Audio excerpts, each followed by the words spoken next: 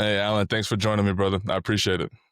Dorian, you and I met on a pre-chat before we hit record last week, I believe, and it was great to meet you, and I'm grateful to be here because, quite frankly, in the beginning it was crickets and no one cared what I had to say, so I always try to remember that now that things are a-rolling.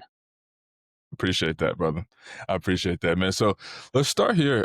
Your journey, it's filled a lot of different kind of turmoil, you'd say. You know, you've had a life-altering car accident at the age of 26, we spoke about, but now you're leading Next Level University, right? It's like a completely 360. Can you take us back to a moment early in your life, maybe tied to even your childhood or even that pivotal moment or accident, and share what it felt like to navigate those challenges and how it shaped the leader you are today? Yeah, so think like a leader. I love the title of your show, first of all. I think Appreciate leadership it. is the hardest thing in the entire world, and it's the most valuable thing in the entire world, and I think those two go hand in hand. But yeah, so there's three things in my life that shaped me most. Obviously, I'm 36 now, so a lot of things have shaped me, but the three that in hindsight are very clearly pivotal inflection points for me. The first one, my birth father died in a car when he was 28 when I was 2 in 1991. So tough start for sure. Older sister was 6, mother was 31, and it happened very suddenly, so that was not good. I had a stepfather named Steve Lazaros from age 3 to 14. So my birth father was John McCorkle. It was Jim, Joe, John, Jane, Joan, Jeanette. 6 kids, all J. Born and raised in Massachusetts.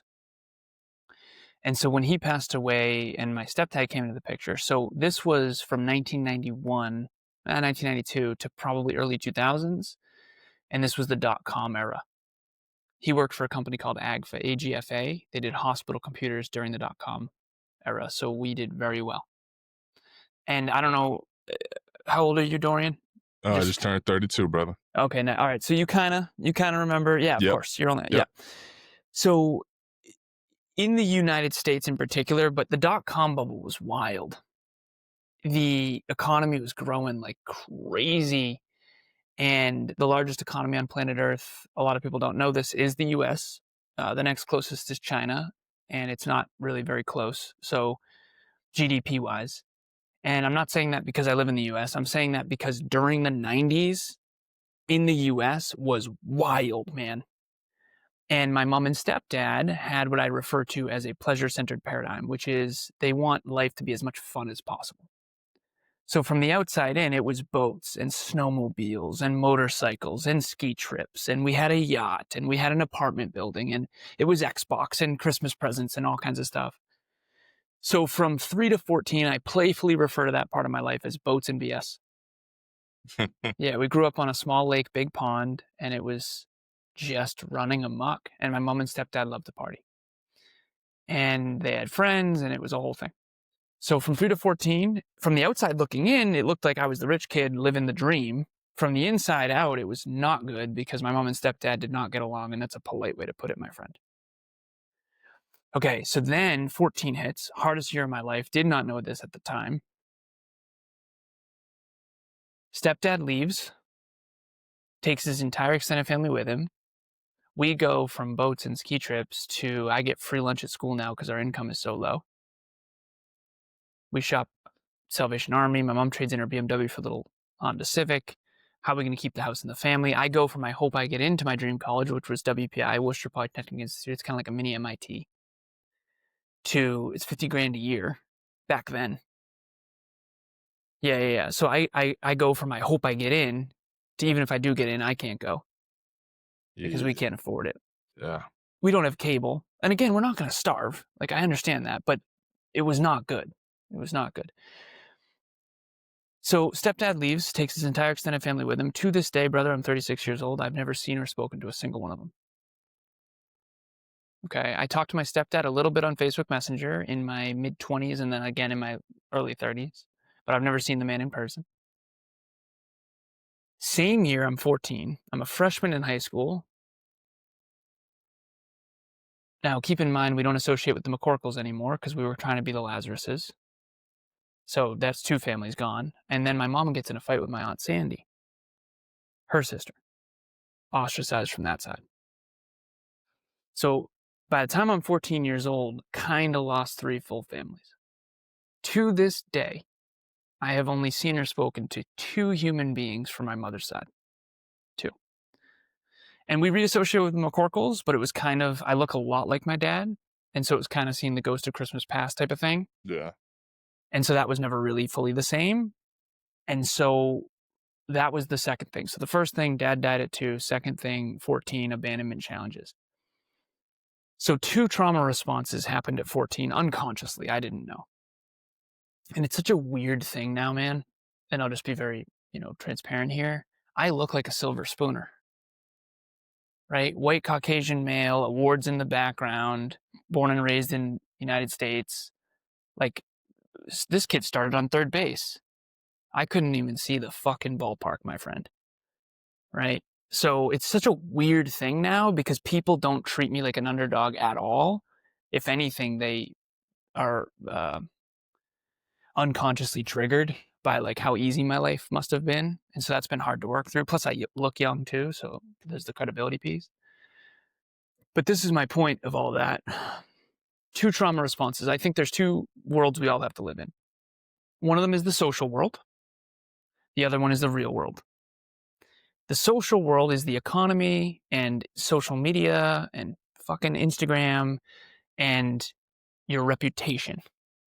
The real world is who you are on the inside. It's your character.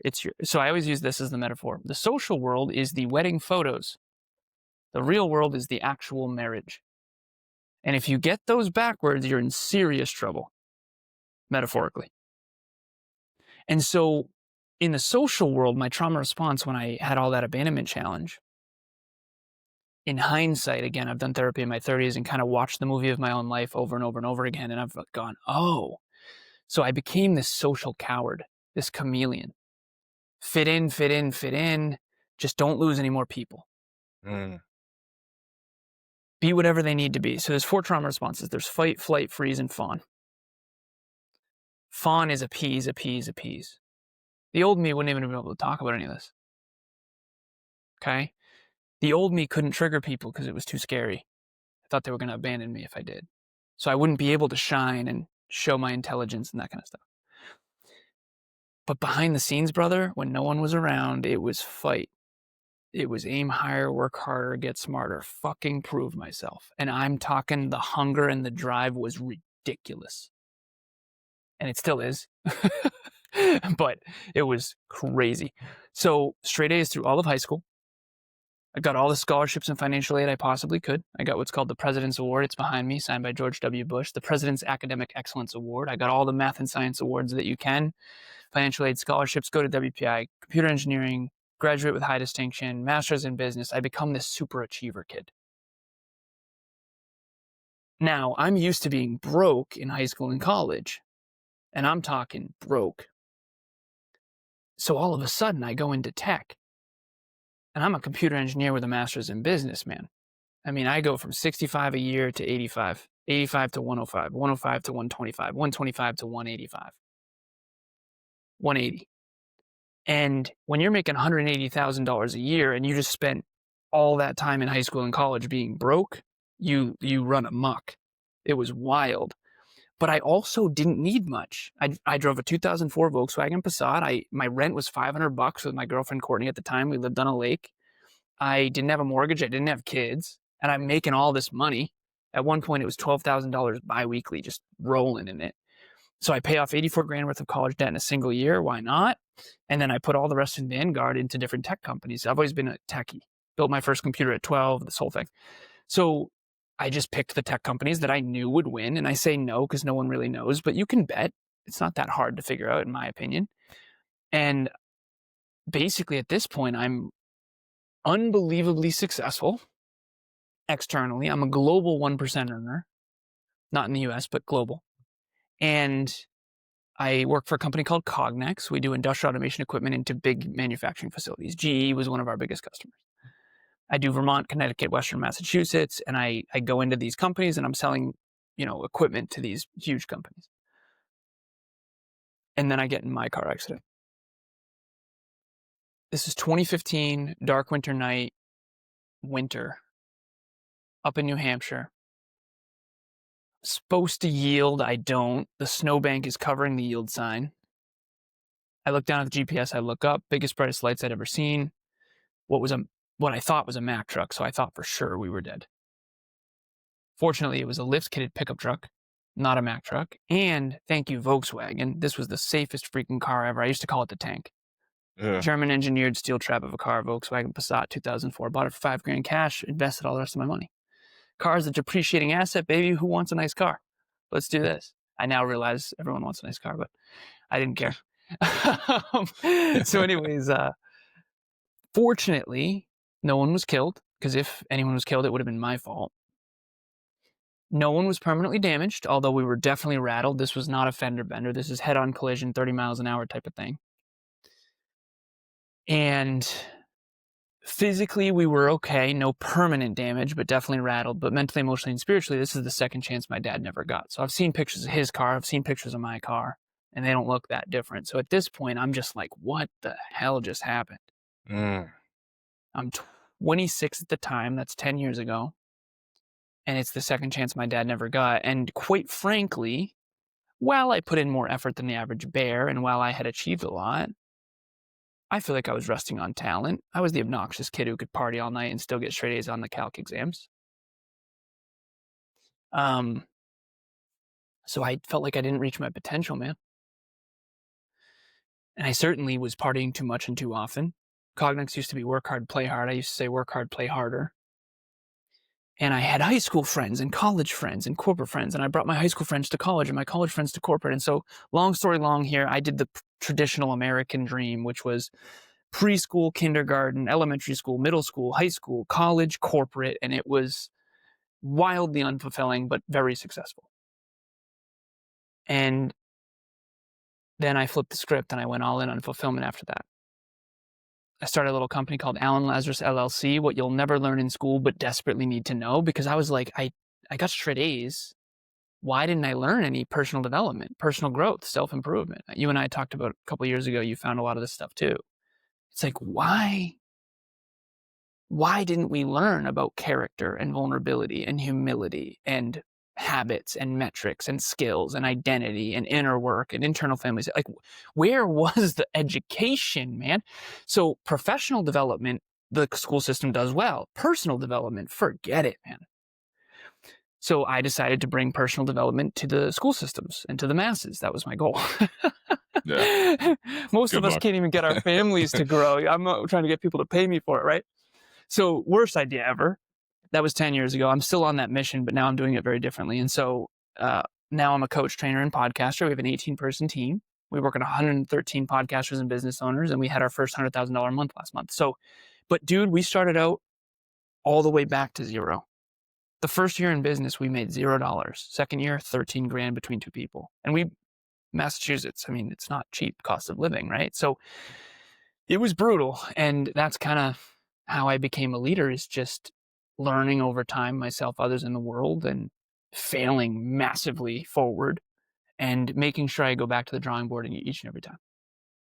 Man, I appreciate you sharing that story, man, because that, like you said, you've had to grow into being able to tell that story, and I think that's the the key piece of that. And there's a lot of value there, because I think the social versus real world thing, I thought that was awesome, because Thank you. you're right, where people are not focused on the real world, their character, who they actually are versus the way the world sees them, and Mm-hmm. having that personal development, itch after noticing like, wow, like this is the second chance. Man, that's got to be almost surreal, because it was almost the same age as well, which Yep. 2 years. throw 2 years off, and it's Yep. like 2 years that off. that would throw me off. And I believe in the divine presence. I'm not sure where you stand on that, but I do. Yep. Yep. And that sounds like almost like you woke up to your calling, I did. in that sense. That's when I Literally found woke my up to your calling. calling. That's really So deep, some man. people have a job, some people have a career, some people have a calling. I found my calling at 26, and I've been all in ever since. And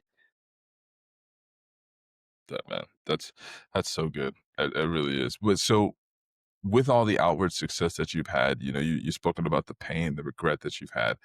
What does the inner self talk sound like when you are facing these moments of that doubt, that fear that we all feel?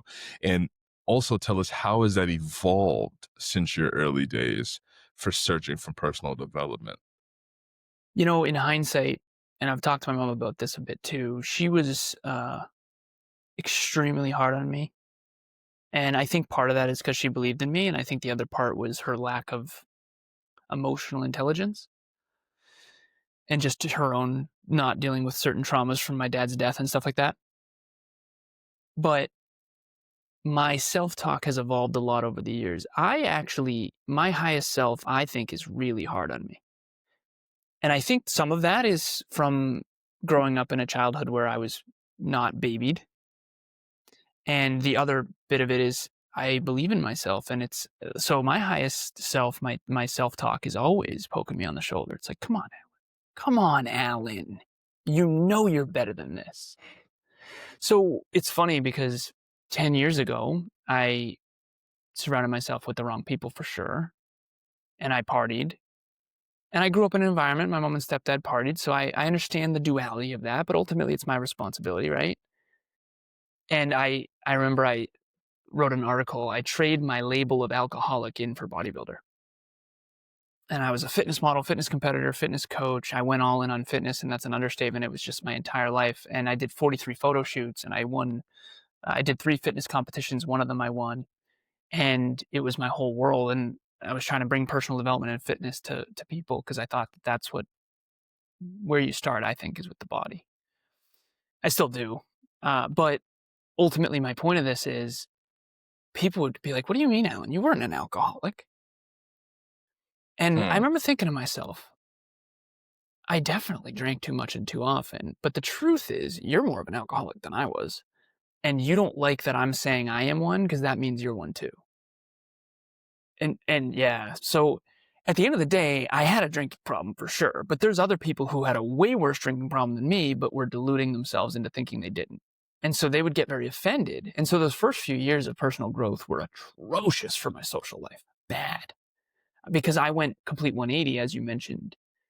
And I actually was so naive as a leader and as a man that I thought that when I became a better person, when I worked on myself and got in better shape and became more virtuous and more, I thought people would like me more. Dude, hell no.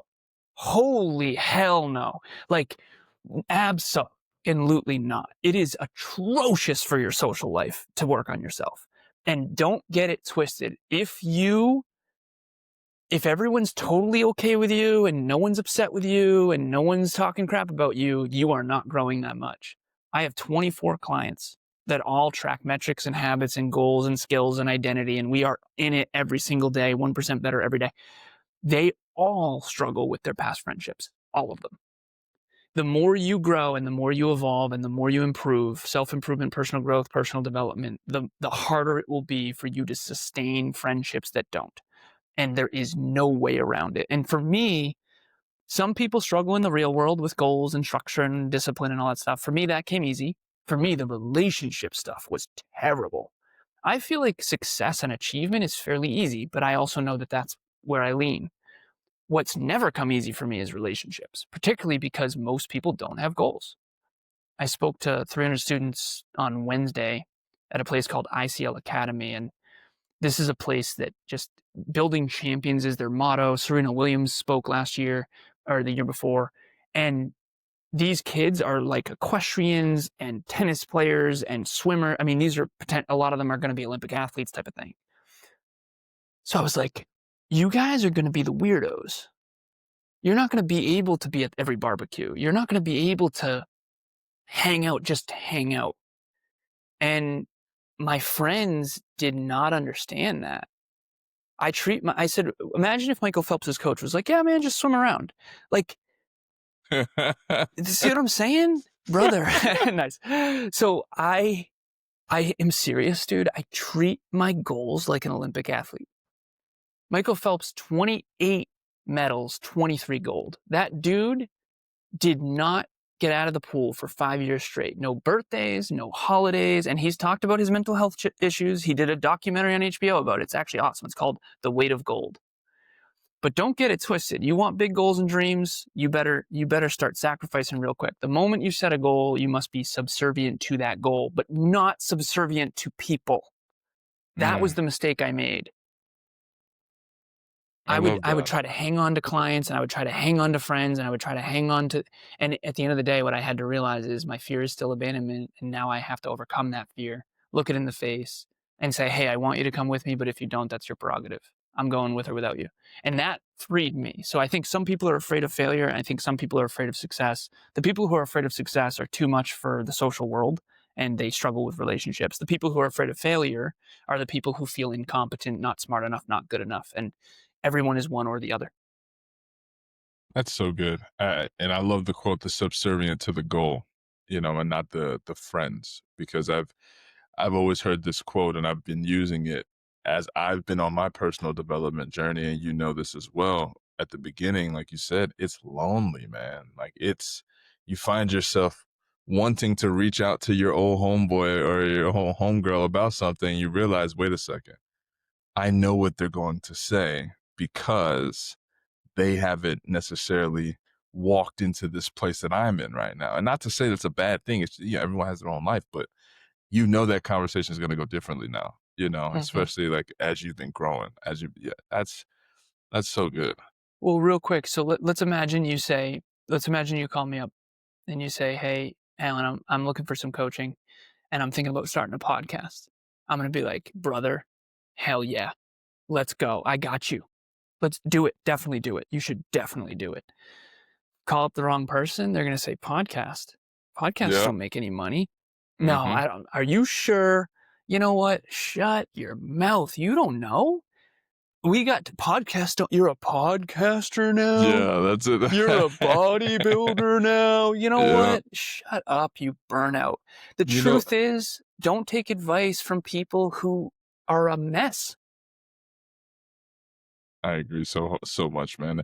I always think to myself in those types of conversations, what what does it do to you to tell me what I'm striving for is not the right thing to do? It blows my mind. I've had to stop having conversations with people because of that. And then on the vice versa, and this is funny. I've become the guy that's always like, yeah, let's do it. Let's figure it out. Let's get, because they'll come to me with these ideas. And I think they are expecting, because they've been so used to it, having their ideas just be shut down. So they don't have to actually go do it. And I'm like, no, no, no. I think it's a great idea. Have you thought about that? Yeah. Yeah, I think Nice. it's a great idea. And then now all of a sudden they're like, wait a second. You think it's a great Shit. idea? Yeah, and now I have to do it. Now I have to wait a second. What? This is good. So that's been happening to me a lot, because I'm the positive, I so to speak, person in these conversations now, when I used to have such a pessimistic view on a lot of these things. So it's an interesting dynamic today for I sure. appreciate the ownership on that. The fact that you used to be on the other side of it. Oh, Yeah, that's big. And also, I say this: leadership, I think, is the hardest thing in the world. And if you think you want to be a leader, you probably shouldn't be, because it's the people who don't want to be a leader that need to step up. I told Kev, I do not want to be a leader. Like, if it was up to me, you'd run this thing. You take the shots. You take people shooting at you. Like, I'm not, but I know that I'm supposed to be, and I feel called to be, and it's been pretty tough. So that you being the positive light in their life, saying you can do it, you're going to be the pain in the ass that they thank one day. Because when you believe in people, you also have to hold them to a certain standard. So I tell people that come into my coaching, I have 24 people. One of them is 4 times a week. I've been coaching her for 6 years. Not a single one of those calls was, "Hey, you're doing a great job. Keep it up." Not once. She is doing a great job. Unbelievable, actually. But every call is, where are you inadequate? Where are you not doing a good job? Where do you need to do better? Where do you need to work harder or smarter? People don't want to look at where they suck.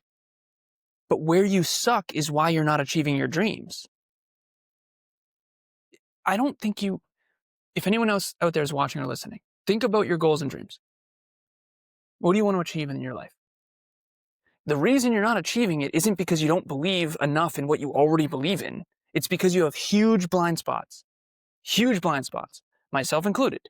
For me, the abandonment thing, I didn't even know until I was 30. I mean, that means I've overcome that for what, 6 years? That's not that long. The previous 30, I was running a pattern I didn't even know about. And I was pretty hyper-conscious. I was pretty aware. I was pretty self-reflective, right? So it's an iterative process. It's like when you watch a movie from 40 years ago and you go, this is the worst thing I've ever seen. This iPhone could do a better movie than that. Yeah. So this is Allen version 3.6. This is the iPhone 16 Pro Max. And the very first iPhone came out in 2007 when I was a senior in high school. And it was a revolutionary breakthrough product. Yeah. And now it would be atrociously bad compared to this. It would be terrible. And I feel like that's the same with me at 16 versus me at 26 versus me at 36. So as long as you're updating your software and your hardware and your firmware and your operating system and what you say, think, do, feel, and believe every day, you are going to look back and realize, okay, so the reason I wasn't winning is because I was terrible at marketing, or I was terrible at speaking, or I was bad at branding, or I didn't know finance. Like, everyone out there isn't getting to their goals and dreams yet because they have something that's inadequate, some bottleneck. It's called targeting the constraint. And unfortunately, we don't want to look at that stuff because that's our deepest fear. Not everyone, but some people's deepest fear is looking at where they're inadequate. And some other people's deepest fear is looking at where they're not inadequate and why they don't fit in, and they're at the higher end of the statistical bell curve, and that's why no one likes them. Look, I neither confirm nor deny that one, but listen, what you're saying right now is so good, because you just said something, and I hope our audience heard it. Look at life like an iPhone upgrade. I love that. I think that is a funny framework, but if you look at it that way, and the way you just kind of compared yourself, hey, you're just version, you said 3.6, you're just version 3.6 right now. Mm-hmm. Right? How are you going to upgrade and find those blind spots so you can be better at 3.7, 3.8, 3.9, 4.0, right? And if you look at where you're at in life versus where you're trying to be, sometimes people look too far ahead, I think. And it's like, yeah, you have those goals. It's fire, but man, where are you? And what can you do better today? Yeah. To be better tomorrow. Like, literally focus on the day-to-day behaviors, I think, is a huge piece on that, man. If you spend every day trying to be better tomorrow than you are today, eventually you'll wake up and your whole life will be awesome. It's, at least in comparison. It won't feel awesome because you're still going to be climbing and you're still going to have challenges and you're going to have more responsibility, not less. But it'll be amazing compared to the past, right? And our biggest problem in the beginning was making money at all. And now our biggest problem is how do we make 100K and make that normal every month, right? And that's a great problem to have. So, and that's why I said to you at the very beginning, I'm so grateful to be here, because I remember when no one cared, right? So it's such an interesting duality. You have to play like you're broke, and be grateful like you're broke, but know your value simultaneously. Yeah. Oh, that's tough, man. That's interesting. How I was going to jump somewhere else, but how do you do that today? So the person that is trying to do that has that experience, you've gone through the 0 to now you're at the 100K, right? So you now have to have that conversation with yourself, I'm assuming, every day. How do you do it? Yeah, nice. First of all, have the conversation with yourself every day. Okay, so I have 1, 2, 3, 4, 5, 6, 7, 8, 9, 10, 11 back-to-backs today. I work Monday through Saturday. Sundays are no front-facing, but I don't take personally any days off. Sometimes it's only an hour a day. Sometimes it's 18 hours. Usually it's around 10. And I know that most people think I'm nuts. I get it. Don't come at me with this. Listen, everyone has different goals and dreams. For me, this is what my goals require. For you, it might not. But how do I know my value? So if I get invited to speak, like I did, I spoke for free. It was virtual. It's 1,000 students. Is that worth my time? Well, I want to get better at speaking. I want to speak into the lives of kids. It might lead to a speaking gig in the future. Serena Williams spoke at this organization, so that's kind of cool. most people, I think that we all have a 5, and some people have inflated self-worth and some people have no self-worth. I cannot stand inflated self-worth. It's like, well, I don't really feel like working. I think I'm going to focus on passive income. It's like, you're 27. What the hell is wrong with you? Well, I don't want to trade my time for money. Everyone trades their time for money. Someone has to take care of you. I didn't This pave the isn't it. roads. I didn't build the iPhone. Like, I didn't, I'm not in charge of the plant that makes this electricity. So there's an entitlement in that. There's a big entitlement in that. Why do I have to work 7 days a week when I made 100 grand last month and you don't feel like working, but you're in debt? It's like, it's the mentality. But you can't always speak for free either. How do you know, right? So you got to Yeah. find 5, I think. The zeros are people who don't believe they're worth it and they don't have the self-respect or self-confidence to fight for what they value, fight for their value. And they don't have the confidence to actually charge for anything they do. On the other end, I'm 10,000 or nothing. I don't get out of bed for for less than a Jibo. Whoa, right? You're not Tom Cruise. What are we doing here? Yeah. Right? And so at the end of the day, and don't associate me with anyone. I don't know why I picked Tom Cruise. I just saw Mission Impossible Reckoning. That's why. But ultimately, what I've found is you got to stay at 5. So I have that conversation with myself all the time. Am I inflated, or like, is this ego, or am I not Mm. knowing my value? And what I've found is I tend to be under. I'm usually over in self-belief and under in self-worth, and we can get into that if you want to. I think great leadership is being accurate in your self-belief and self-worth. And you have to reassess, because obviously I can't play just the same as I did in the beginning, but I also can't take for granted being here. I'm grateful to be here. So good. It because I've never heard it put that way. And I'm writing it down. It said accurate in your self-belief and self-worth Mhm. because it is a scale.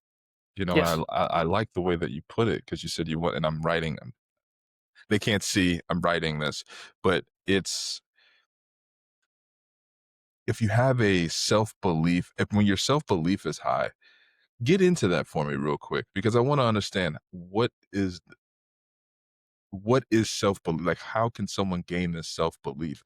Because my mindset when it comes to self-belief is reps. If I get more reps in, I believe in myself more so nice. in the thing that I 100%. want to do. So how do you see that and how does that correlate to self-worth? So I think the most important thing, so if any of you were to coach with me, hypothetically, it's not me selling you, hypothetically, the first thing I would check in on in my head, well, first what I would do is see if you're unstable, naive, manipulative, entitled, delusional, significant, driven, arrogant, and immature, in which case you're not even going to get in a room with me. But assuming you're not those things, Yeah. Yeah. those are the people I steer clear of. Don't invite the Yeah. Trojan horse in the castle, right? If you have spoiled brat syndrome, do not reach out under any circumstance. Well, I want big rewards for minimal effort. It's like, go somewhere else with that shit. Let me know how it goes. But anyways, so assuming you get in a room with me, I'm going to size up self-belief and self-worth. And anyone who has inflated self-worth, I have a really hard time with, because usually they aren't willing to work, and usually they think they deserve things by default. That's what I call spoiled brat syndrome. And I'll explain self-belief and self-worth too. But I do believe that's what we're all after. Think about it. You want to buy a nice car, but what you really want is self-belief and self-worth. You want how that car makes you feel about yourself, and or the social validation that comes with it, which gives you false security. Okay, so self-belief, I think, is the most important. Self-worth, I think, is second. And there's a lot of different terms you could use. So self-belief is also known as self-efficacy. It's also known as self-confidence. It's also known as self-certainty. Self-worth is also known as self-esteem, self-value, self-love, self-respect. And so usually we have one or the other. Very few people have both. I mean, it's very hard to have both. And Yeah. if you want to be a great leader, you have to have both. So for me, there's 4 archetypes. There's victim, villain, hero, guide. So every movie, every book, everything that we are drawn to in life has these 4 sort of archetypes. Actors know this. I spent some time in LA with some actors, and I was going to be in show business. It's a whole story. But it was in my 20s. I studied these archetypes. So I use Harry Potter as an example because everyone kind of knows it. Harry Potter started off as a victim. His parents were killed. Obviously, I resonate with that. And he was a victim of circumstance. And then he had his aunt and uncle who were obviously spoiled brat syndrome, who were villains. And so Harry Potter, when he got the letter to go to Hogwarts, that was his call to adventure. This is known as the hero's journey. And so he went from victim to hero, and he was all of a sudden famous, and everyone knew his name and this whole thing. And a hero is someone who has high self-belief but low self-worth. He doesn't know his value. And the reason why is because he was freaking underneath the stairs thinking he had no parents, treated like dirt, making the eggs, don't burn them or whatever. So the villains make us feel less than out of their desire to feel superior, that whole stick your nose up crap. You know, I am better because I'm this color, or I came from this family. If anyone, like, oh, I don't know if you know my last name. If you ever say that to me, I'm going to punch you right in your throat. No one cares, okay? What have you done, though?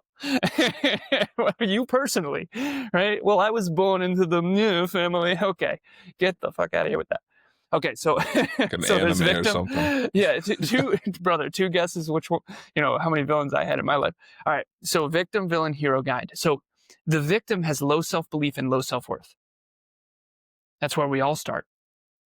Then villains, society, individuals, they suppress us. They put us under their thumb, and they are mean, and the trauma, some sort of trauma happens. And then the difference between the hero and the villain is the villain says, okay, I was stomped on, I'm going to go stomp on other people.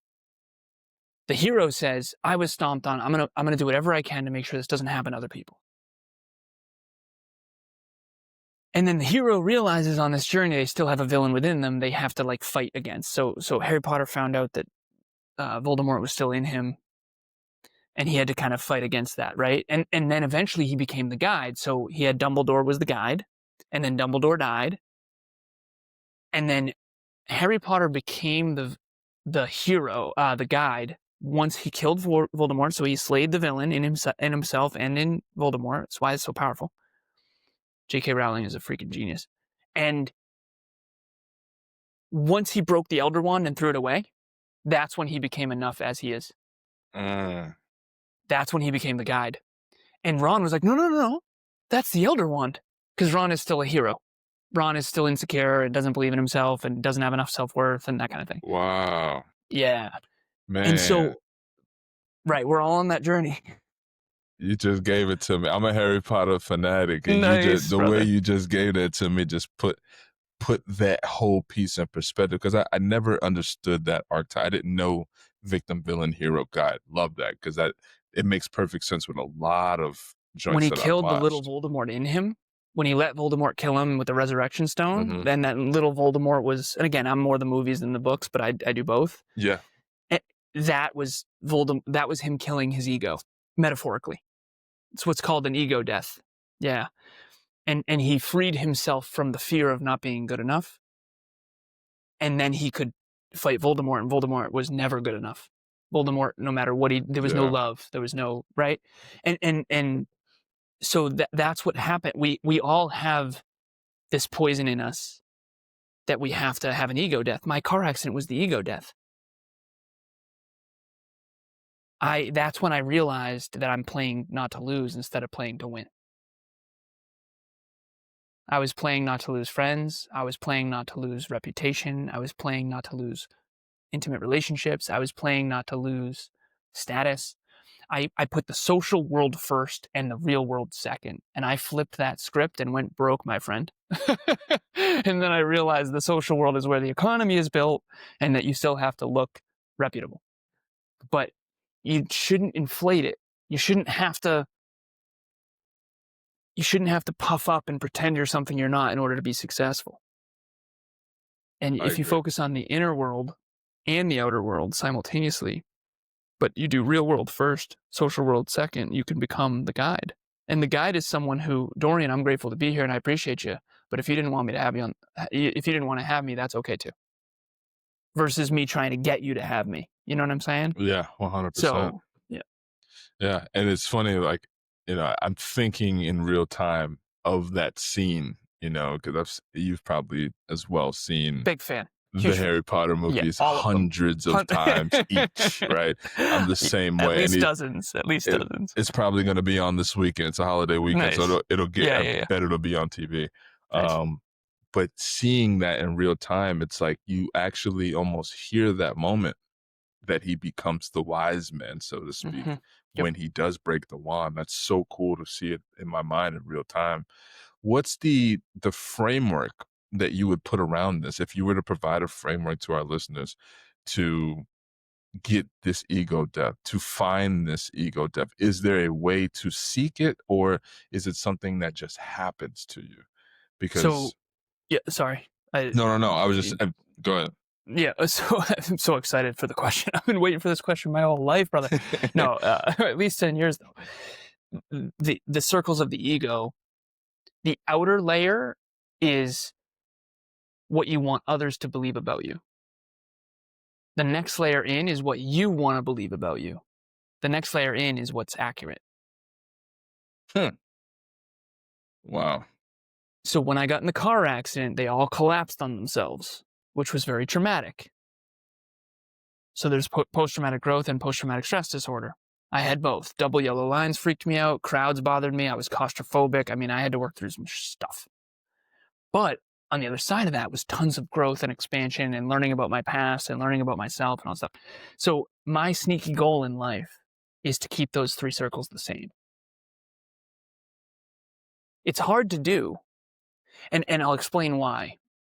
Who I am behind the scenes is pretty intense, man. So bringing that level of intensity here, I'll give you a better example. On Wednesday to those kids, dude, it's 10-year-olds to 18-year-olds. Behind the scenes, dude, I am an animal. Brother, this is me dialed down. Seriously. Okay? Now try to teach kids how to reverse engineer goals and dreams and not have them feel inadequate. And tell them everything I've done to build credibility, but don't let them feel bad. So it's like, how in the hell do I bring this warrior energy to a group of kids? You ever see that like Pee Wee football coach screaming at kids' face? It's like, brother, you're not in the NFL. But if you are in the NFL, you also have to be intense, right? You're not going to go to boot camp and not get yelled at. You need so expectations versus reality. But to answer your original question, ego death is those identity crisis moments we have of like, what in the hell just happened? Like, am I as intelligent as I thought? Or even different on the other side, am I smarter than I thought? Whoa.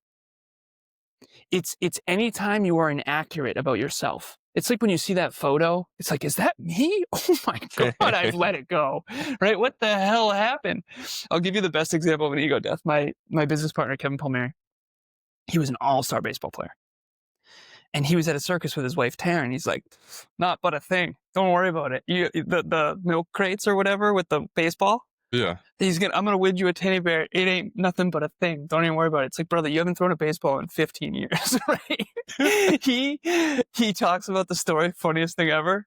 He's like, I hit everything but the milk Oh cartons or my whatever. Everything god. but no took an L. That was his like, oh wow, I've let it go.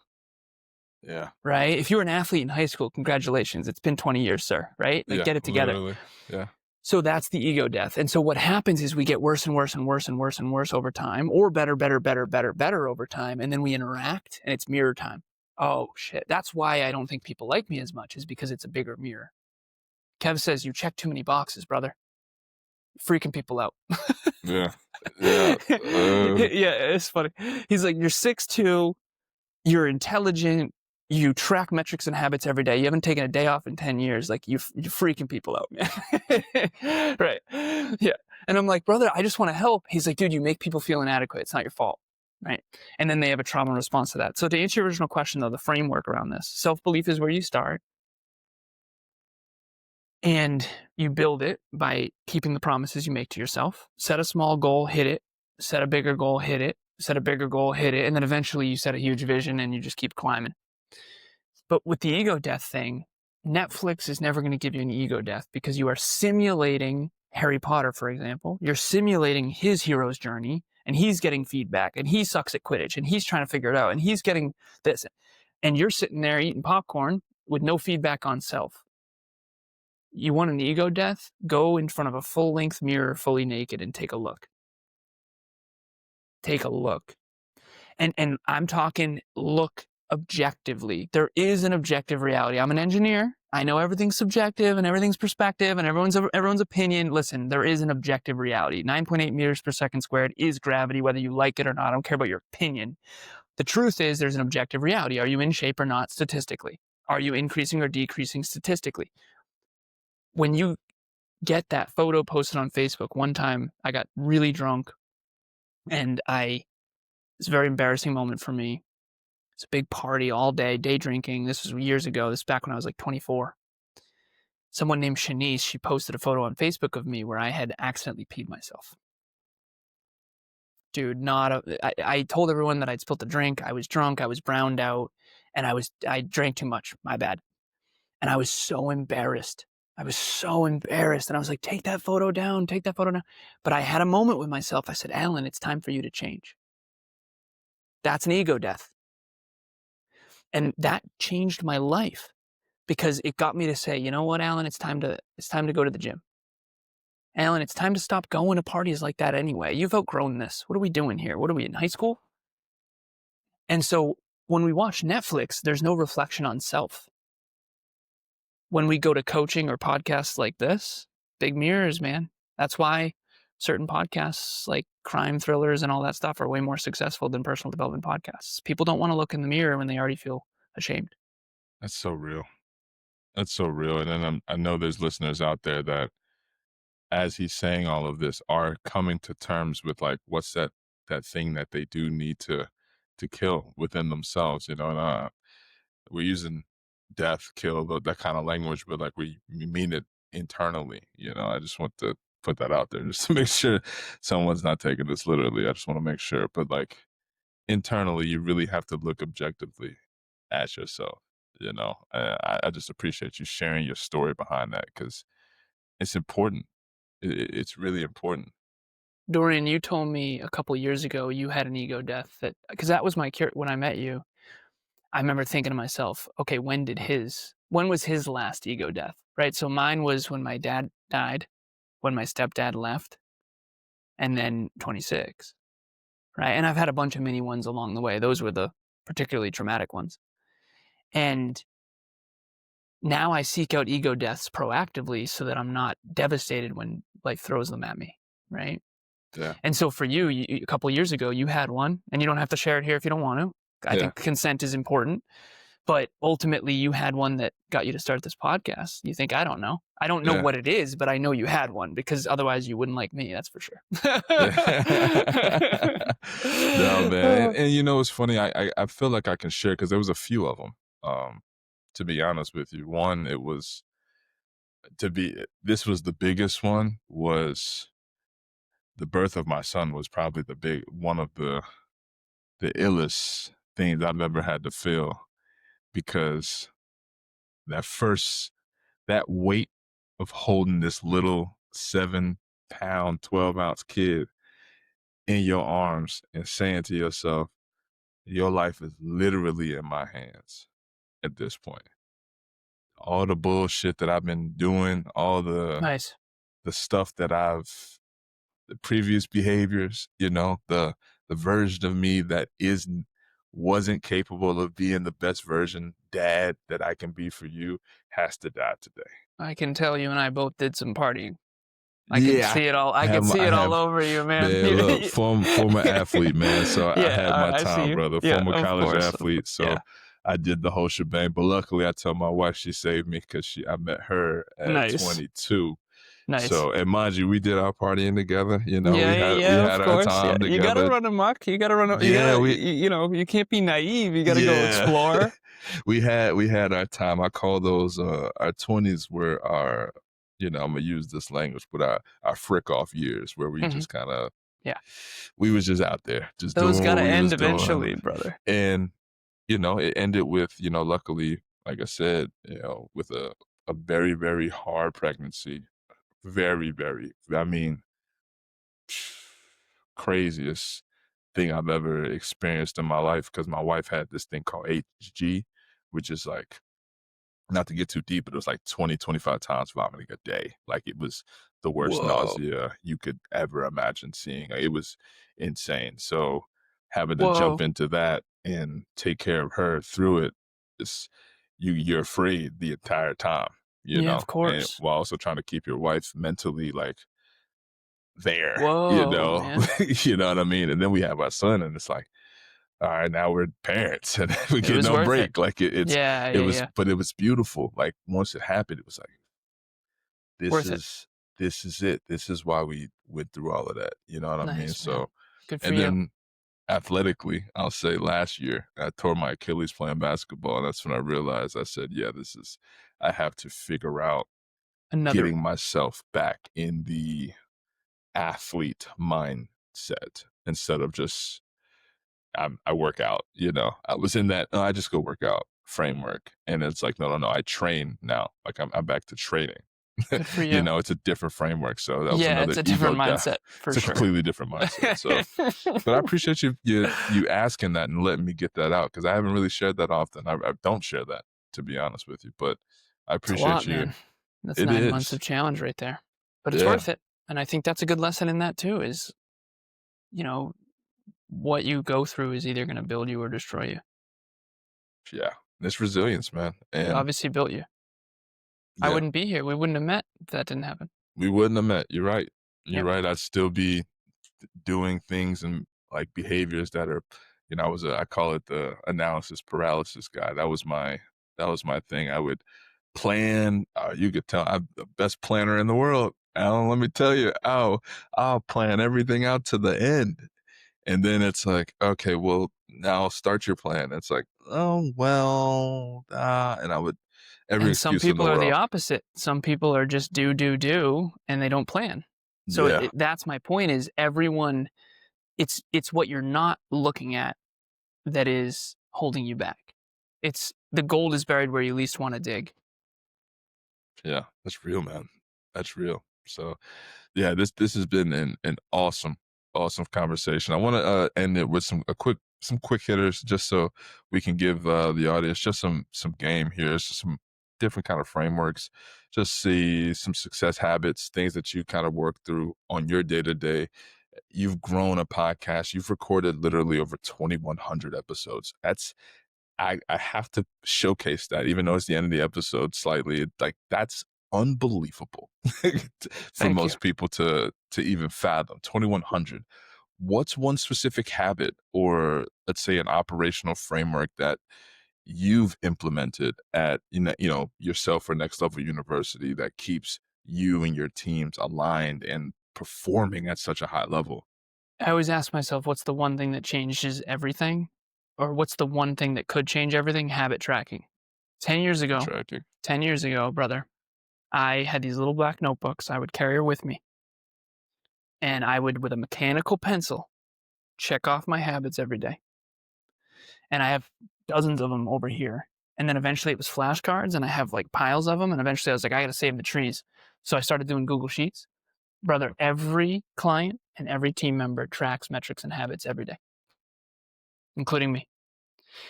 Habit tracking will change your world. What are the top 3 habits that you would say that you would wanna give our audience today that they can use or implement today that could put them in a better position than they were if they do these consistently? What would you say your One of top them's 3? got to be daily exercise. Daily exercise. Daily exercise will build your self esteem. It'll give you neurochemical benefits. It'll get you out of your head and into your body. It'll help you with longevity, muscle mass. I don't think so. Kevin, my resting heart rate was 38 beats per minute last night. And he jokes, he's like, dude, I'm convinced you're a cyborg.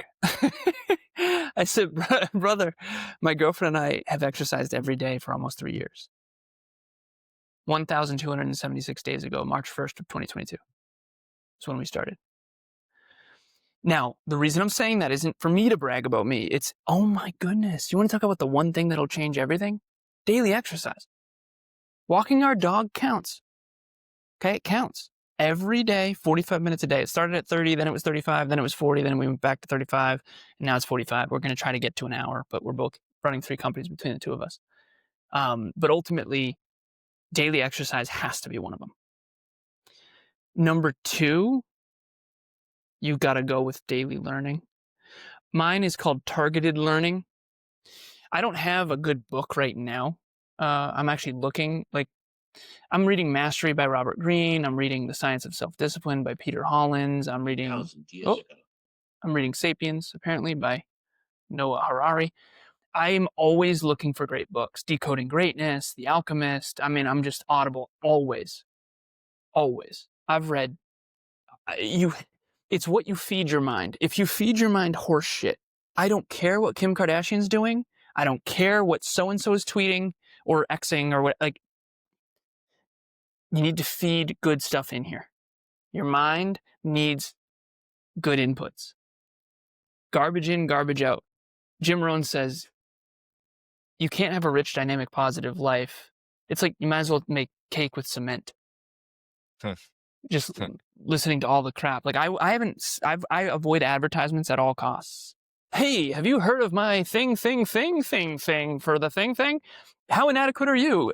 This coffee mug will save you. Like, I can't even. It's the dumbest shit ever. So the second one's got to be targeted learning. I don't care if it's me or not. It has to be targeted learning. Meaning it can't just be any book. It has to be something specific for your goals. The third one, because I know we got to jump. You got to go journaling. Dreamlining. Oh, this is my next level dreamliner. How inadequate are you? Only get ours. No, this is a journal that I use every day, and my company uses it. My clients use it. It's achieve your dreams 90 days at a time. But if nothing else, just journal. So it can be a planner. It can be a journal. It can be an agenda. It can be a diary. I don't care what you call it, but you got to get your thoughts on paper. Only 3% of human beings, according to my ChatGPT deep research function from that speech on Wednesday, only 3% of human beings have clear written goals. That's 3 out of every 100. That's like taking a whole pizza and only one little tiny slice of people. Pepperoni. Yeah, nice. Just eat the one pepperoni. Just the pepperoni have goals. Nice. But that's what I would say is, so targeted learning, exercise daily, and some sort of a journaling practice. That's where you got to start. Love that. That's exercise, read, write. Nice. This exercise, read, and write. Make it simple sexy here. Nothing sexy, but those are the vital key things. I think everyone should hear it. Last question before we hop out: what's one lesson about leadership that you wish you'd learned earlier, and how do you hope that lesson inspires the next generation of leaders? Everyone is today? Yeah. So I keep interrupting you. My bad. Everyone is playing not to lose, including me. We all have fears, but we don't have the same fear. So I would say, Alan, you are so afraid to be villainized and so afraid to be disliked that you are not being respected. Are you optimizing to be a leader and to challenge the status quo? You can't help people grow and not piss anyone off. Yeah. That is the only way to help someone grow is to challenge them. I want to bring personal development to the masses, and I want to help people reach their full potential, but I don't want anyone to dislike me. Dumbest shit ever. Being a leader is being the pain in the ass that people might thank one day. Everyone can think of their best teacher, their best coach, and it was someone who was really hard on them because they believed in them. So believe in yourself, believe in others, and challenge them to reach their potential. Not your potential. Don't be a dictator, but challenge them to reach their potential, and you'll be more respected. But if you're trying to be liked and not villainized and not attacked, you are in some serious trouble. Awesome. Well, Alan, thank you again for joining me for this episode of Think Like a Leader. Audience, listeners, if you took away just one principle or ritual, Alan and I done our jobs. We've done our jobs today. If you're enjoying these conversations, please make sure to follow the show so you don't miss the next one. And if you know someone that is stepping into leadership or just wants to learn, please share this episode with them. I think Alan has given us a lot of gems, a lot of game today, and I'm excited to share this episode with you guys. Alan, anything to close for us, for the audience?